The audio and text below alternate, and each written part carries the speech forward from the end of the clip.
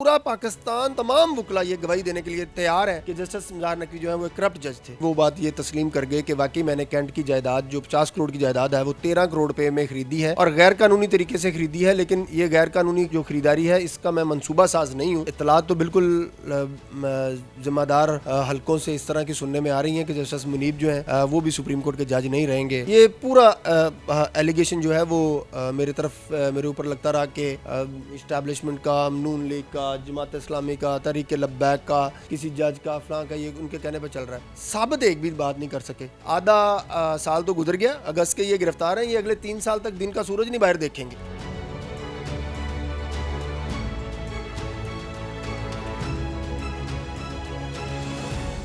अस्सलाम वालेकुम, मैं हूं लाहौर से अतीक मलिक और आप देख रहे हैं पाकिस्तान टुडे डिजिटल न्यूज़। नाज़रीन, इस वक्त हमारे साथ कानूनदान मियां दाऊद मौजूद हैं जिन्होंने जस्टिस मज़ाहिर नकवी के ख़िलाफ़ एक रेफरेंस दायर किया था और जस्टिस इजाज़ुल एहसन के ख़िलाफ़ तहरीरी तौर पर एक एतराज़ भी दायर किया था, जिसके बाद वो दोनों जो है वो मुस्ताफ़ी हो गए थे। इन्हीं से जान लेते हैं। मियां साहब बताइएगा, क्या ऑब्जेक्शन दायर किया था कि आपने सबसे पहले मज़ाहिर नकवी के ख़िलाफ़ वो मुस्ताफ़ी हो गए, फिर उन्होंने आपने ऑब्जेक्शन दायर किया, वो भी मुस्ताफ़ी हो गए। अब बातें चल रही हैं जस्टिस मुनीब अख्तर की और जस्टिस आशा मलिक की, क्या करने जा रहे हैं आप?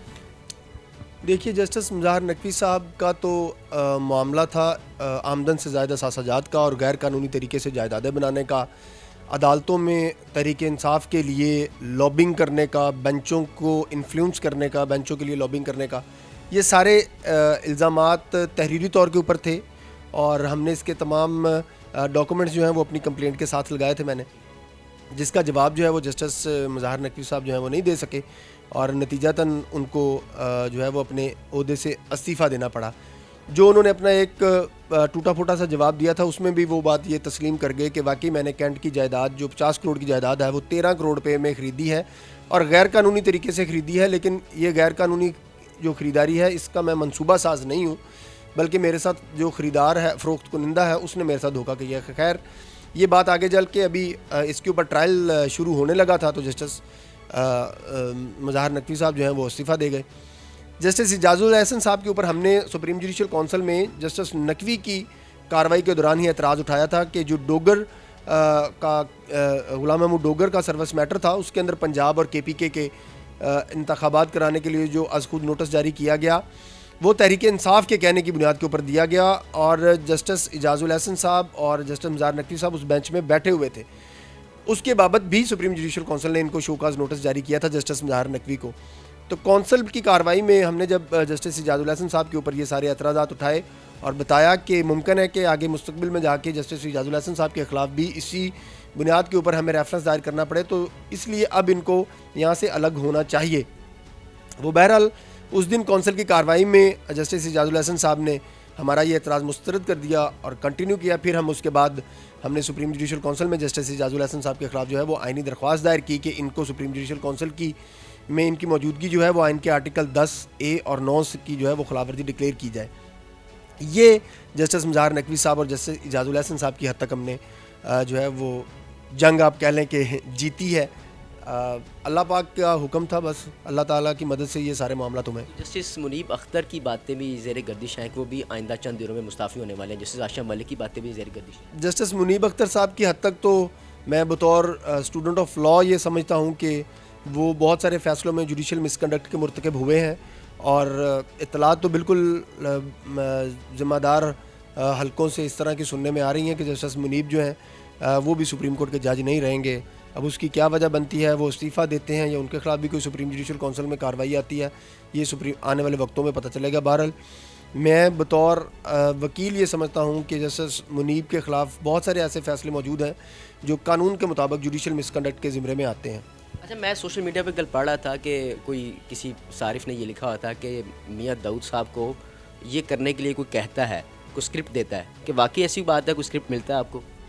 देखिए, जो लोग स्क्रिप्ट के ऊपर चलते होते हैं ना, वो किसी न किसी सतह पर जाकर या तो बारगेनिंग करके बैठ जाते हैं या ब्लैकमेलिंग करके अपना मफाद लेके चले जाते हैं या उनके कोई और मजमूम मकासद होते हैं। ये 23 फरवरी से लेकर पिछले हफ्ते तक, यानी कि पूरा 1 साल तकरीबन गुजर गया, ये पूरा एलिगेशन जो है वो मेरे ऊपर लगता रहा कि इस्टेब्लिशमेंट का, नून लीग का, जमात इस्लामी का, तहरीक लब्बैक का, किसी जज का फलां का, ये उनके कहने पर चल रहा है।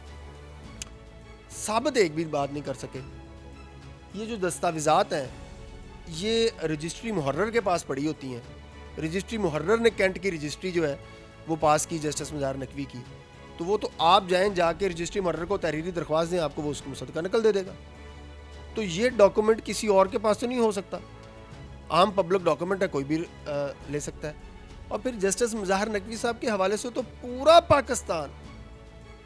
पाकिस्तान तमाम वकला ये गवाही देने के लिए तैयार है कि जस्टिस मज़ाहर नकवी जो है वो करप्ट जज थे। तो उनके खिलाफ किसी के कहने के ऊपर रेफरेंस दायर करने की तो नौबत ही नहीं। हर बंदा ही एग्रीड था उनसे। कोई ऐसा वकील नहीं आपको पूरे पाकिस्तान में मिलेगा जिसने जस्टिस मज़ाहर नकवी साहब के हक़ में जो है वो कोई हमायत की हो या वो जस्टिस मज़ाहर नकवी साहब की तज़हीक का निशाना ना बना हो। सारे वकला ओपन करप्शन कर रहे थे जस्टिस मज़ाहर नकवी साहब, ओपन। सुप्रीम कोर्ट को उन्होंने OLX पे डाला हुआ था, हाई कोर्ट को उन्होंने जस्टिस मज़ाहर नकवी ने OLX पे डाला हुआ था। तो ऐसे जज साहबान का अदलिया से निकलना, वो चाहे किसी के कहने पे निकलना है, चाहे वो उनके अपने गुनाहों की उनको सज़ा मिलनी है, उनको निकलना चाहिए।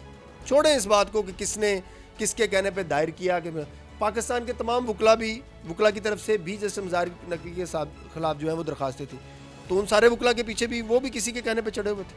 नहीं तो इतना अरसा जब लोगों सब वकला को पता था कि इतने करप्ट जज हैं, तो इससे पहले क्यों नहीं कोई दरख्वास्त दायर की गई उनके खिलाफ? उन्होंने कैंट की सारा पंडोरा बॉक्स तो खुला जब उन्होंने कैंट की प्रॉपर्टी खरीदी, तब लोगों के कान खड़े होने शुरू हुए। फिर जब आप पीछे से उसके बाद जब आप पीछे से शुरू हुए तो वो ये तो बिल्कुल रिसेंट पास्ट की बात थी ना। जून 2022 में इन्होंने जस्टिस मज़ाहर नकवी साहब ने रजिस्ट्री करवाई कैंट वाली प्रॉपर्टी की, सॉर्ट सेंट जॉन्स पार्क की। उसके बाद सारी बातें एविडेंस इकट्ठी होनी शुरू हुई।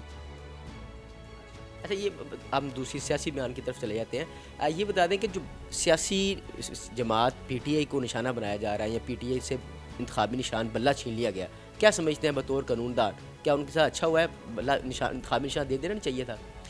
नहीं, अगर तो हम ये चाहते हैं कि सुप्रीम कोर्ट जो है वो जाली कागजात को वैलिडेट कर दे, तो फिर तो हम सारे बेवकूफ़ हैं। अगर हमने सुप्रीम कोर्ट में या किसी अदालत में रिलीफ लेना तो हमारे कागजात तो असली होने चाहिए। तो 2 दिन प्रोसीडिंग चलती रही, लाइव प्रोसीडिंग चलती रही। पूरी कौम ने देखा कि chief justice Pakistan mister justice Qazi Faez Isa intra party election का उनसे कोई सबूत मांगते थे, तहरीक इंसाफ के वकला के पास नहीं होता था। कोई जवाब मांगते थे, तहरीक इंसाफ के वकला के पास नहीं होता था। तहरीक इंसाफ के वकला ने एक भी कोई ऐसी रसीद नहीं दिखाई जो इंट्रा पार्टी इलेक्शन के दौरान एक ज़रूरी होती है। कोई उम्मीदवार बना तो उसने 50,000 रुपये की रसीद जमा करवानी थी, वो रसीद इनके पास रिकॉर्ड में नहीं थी। तो सुप्रीम कोर्ट और क्या करती? जाली इलेक्शंस को एंडोर्स कर देती, ताकि उसके बाद फिर सारी सियासी जमातें जो पहले ही इस तरह के बोगस इलेक्शन करवाते हैं उनको एक कानूनी जवाब मिल जाता कि ठीक है अब सुप्रीम कोर्ट का फैसला आ गया है। सुप्रीम कोर्ट जाली का इंट्रा पार्टी इलेक्शन को भी एंडोर्स कर देती है। सुप्रीम कोर्ट के तो इस फैसले से तमाम सियासी निज़ाम के अंदर जमहूरियत का रास्ता खुलेगा। अब अगर किसी मुस्तकबिल में किसी भी सियासी जमात ने सही तरीके से इंट्रा पार्टी इलेक्शन नहीं करवाए और वो चैलेंज हो गए तो वो भी फारग है। अच्छा, ये बता दें कि बहुत से वकला ने ये दावा किया हुआ कि 15 जनवरी शाम 7 बजे से पहले इमरान खान जेल से रिहा हो जाएंगे। ये दावा कर रहे हैं कि इस दावे को किस तरह देखते हैं? दुकानदारी ऐसे चलनी है। तहरीक इंसाफ के जो वकला हैं या तहरीक इंसाफ के जो हामी हैं वो जितना इमरान खान के हक़ में झूठ बोलेंगे उतने ज़्यादा उनको व्यूज़ मिलेंगे। वो रोज़ झूठ बोलते हैं। ये तो हम पिछले 3 महीने से सुन रहे हैं। अक्सर मैं भी, आप यूट्यूब के ऊपर सोशल मीडिया को देखते हैं ना, वो बैनर बने होते हैं, थंबनेल बने होते हैं, कल इमरान खान को लेके आओ, ये इस तरह की, सिर्फ व्यूज़ के चक्कर में। ये जमात ने पहले दिन से लेके आज के दिन तक सवाए झूठ बोलने के, फैलाने के और कोई बात की है तो आप वो एक बात बता दें जो इन्होंने जेन्युइन बात की हो, कॉन्स्टिट्यूशनल बात की है, लीगल बात की है PTI की। सिर्फ वो दुकानदारी उनकी चल रही है और उनकी दुकानदारी आप सुप्रीम कोर्ट में एक्सपोज होती हुई देख रहे हैं। ये उनका काम है, ये वो कर रहे हैं। तो वैसे आपको लग रहा है कि जो इमरान खान पर केसेस बनाए गए हैं वो उसके कोई मतलब एविडेंस बेस्ड है? जितने केसेस बनाए गए हैं बोगस तो नहीं है? आप मुझे एक बात का जवाब दें। जब ज़मान पार्क में पुलिस का ऑपरेशन हुआ, फ़र्ज़ कर लें वो झूठा ऑपरेशन था, गलत ऑपरेशन था, पुलिस वालों के ऊपर पेट्रोल बम फेंके गए, इमरान खान साहब की वीडियो मौजूद है, वो मास्क पहनकर आए थे और उन्होंने आके अपने कारकुनों को वहाँ पे फैसिलिटेट किया, मोटिवेट किया, तकरीर की, तो और दहशतगर्दी क्या होती है? तो ये मुकदमा बनाना तो ना हुआ, ये तो दहशतगर्दी है। 9 मई में कोर कमांडर हाउस के ऊपर हमला नहीं हुआ, अस्करी फ्लैट के ऊपर हमला नहीं हुआ, पुलिस वालों की गाड़ियाँ नहीं जलाई गई ना जी। साइफर का इनको मशवरा किसी सियासी जमात ने तो नहीं दिया, इन्होंने खुद ही फैसला किया ना सियासत को अपने पॉलिटिकल मकासद के लिए इस्तेमाल करने के लिए। तोशा खाना के अंदर जो इन्होंने तहाइफ खरीदे, सही खरीदे गलत खरीदे, वो इन्होंने खरीदे, तो मुकदमा कैसे गलत हो गया?